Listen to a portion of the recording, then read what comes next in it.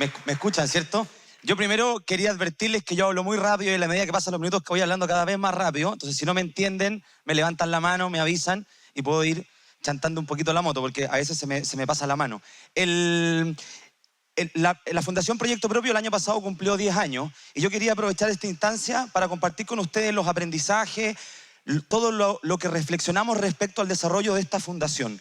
El origen de la fundación, la idea central de la fundación era entender que no había ningún motivo racional para pensar que la comunidad tenía que hacer un proyecto hecho por otro, que no tenían que venir los universitarios a decir a los pobladores lo que hacer, que no tenían que decir a los ricos a los pobres lo que hacer.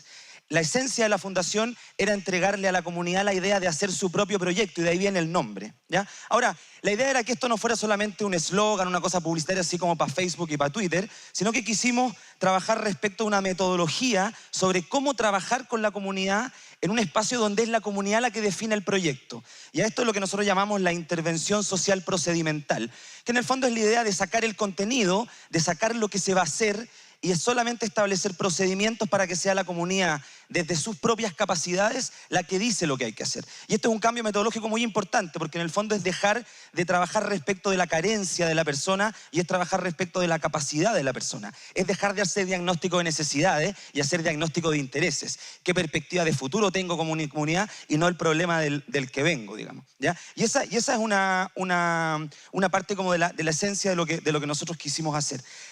Tiempo después de eso, ya recorrió 11 años de esta idea metodológica, lo que hoy día decimos que hacemos es que el trabajo de la fundación es promover una conversación entre expertos. Nosotros ponemos el expertise técnico y la comunidad pone su expertise respecto al conocimiento de su propio contexto de pobreza. Nadie mejor que la persona que vive en un contexto de pobreza sabe cuáles son sus expectativas, sabe para dónde quiere ir, por lo tanto decimos que eso es un experto. Decimos que nuestra discusión, que nuestra conversación, que nuestro trabajo es una conversación entre expertos, el experto técnico y el experto de la comunidad.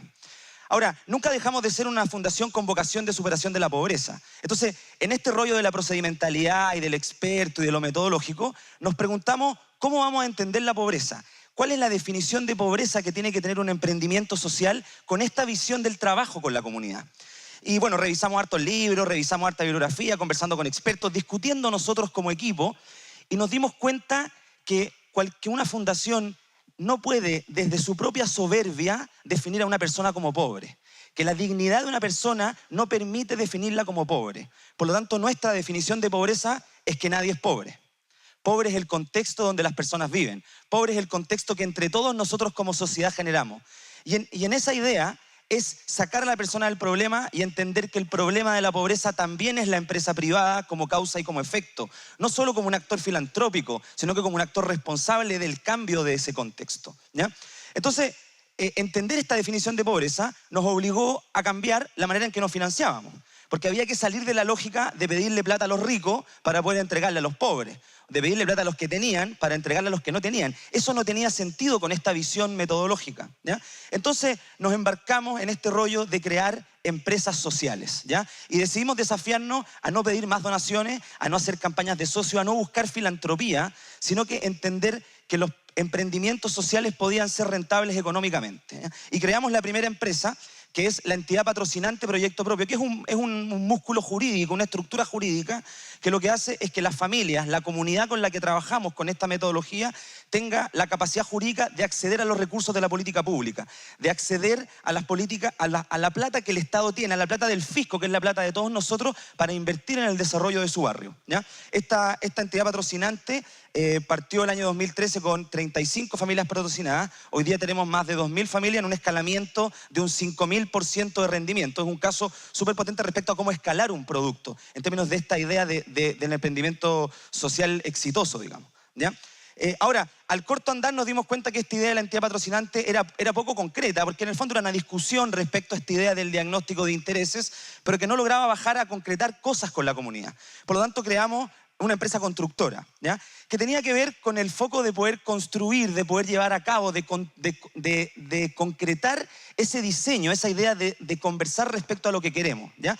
Y esta empresa constructora tiene un modelo que también busca reconocer la capacidad de la comunidad, ¿ya? Por lo tanto, no es que nosotros hagamos las obras, es que buscamos al ferretero de barrio, al contratista de la comunidad y nos entendemos como una plataforma para que sean los recursos locales, así como la capacidad del experto local respecto de conocer su propio territorio, pero también la capacidad del experto de construir, de hormigonear, de pintar, de paliar, para que sea la propia comunidad la que ejecute sus propias obras, ¿ya? Y cuando logramos esto, llega como el ego organizacional de querer ser conocido. Y hicimos harto esfuerzo y harta perseverancia respecto de ser una marca conocida. Seguramente ninguno de los que está acá conocía Proyecto Propio antes de esta presentación.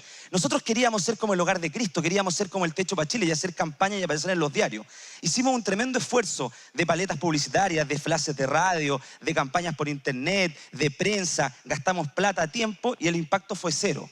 Y nos dimos cuenta que la vocación de trabajo con la comunidad nos obligaba a entender la comunicación a nivel de barrio, no a nivel de prensa, no a nivel del poder, sino que a nivel de lo que se juega con la comunidad. Y ahí también había un tema del lenguaje, de cómo uno le habla a la comunidad. ¿Por qué son vecinos los del barrio alto y son pobladores los del barrio bajo? ¿Por qué tenemos que hacer esas distinciones de lenguaje entre el vecino y el poblador? ¿Por qué no podemos hablar de los vecinos en general, que viven en el contexto de pobreza, que no son pobres? ¿Y por qué tenemos que hablarle a la gente de arreglar y no podemos hablar de remodelar? Entonces quisimos construir una estrategia de comunicación a nivel barrial que le hablara a la gente de remodelar lo que tenía, no de cambiar lo que tenía. Insisto en la idea del interés y no de la necesidad. Y por eso creamos la tercera empresa social, que es una agencia de comunicaciones para marcas sociales, que lo que busca es construir una comunicación social no estigmatizando al pobre para conseguir recursos, sino que entendiendo que la comunicación se juega en la construcción de realidad con las personas también, ¿ya? Bueno, y este ejercicio de crear empresas sociales inevitablemente nos llevó a la pregunta de, bueno, ¿qué es una empresa social exitosa? ¿Cuáles son los parámetros de una empresa social exitosa?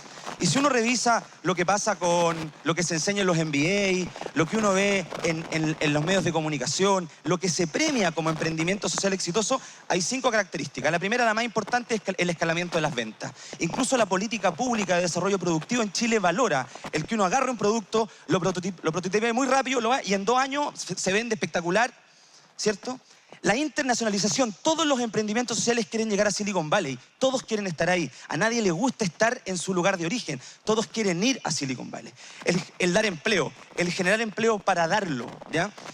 La influencia en políticas públicas. No hay ningún emprendimiento social que desde su propia soberbia no diga, yo quiero cambiar las reglas del juego. ¿No se escucha? ¿Aló? Con 2 micrófonos. Chuta, ¿me puedo sacar este? El tema de las políticas públicas, ¿ya? Yo creo que si hablo fuerte me escuchan igual.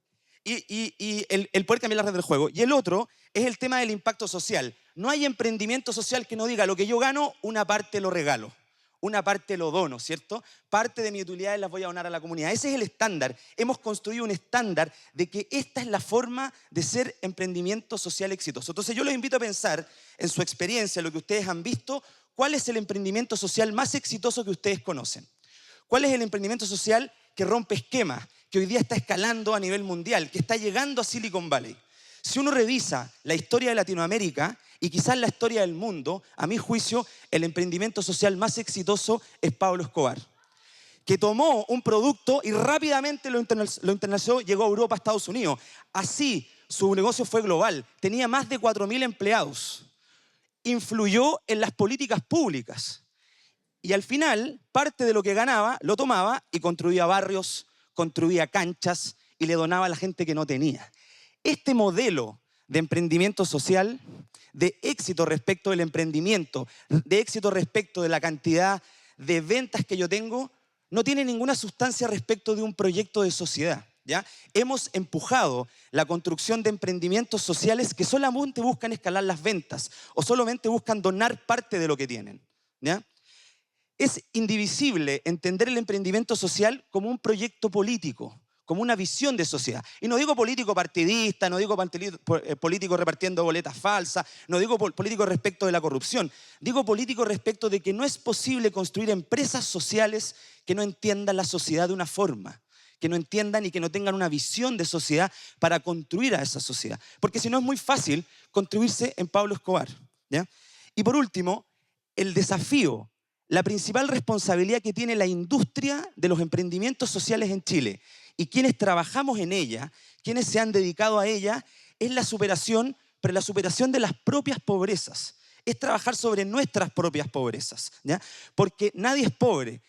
pobre es el contexto que entre todos construimos. Muchas gracias.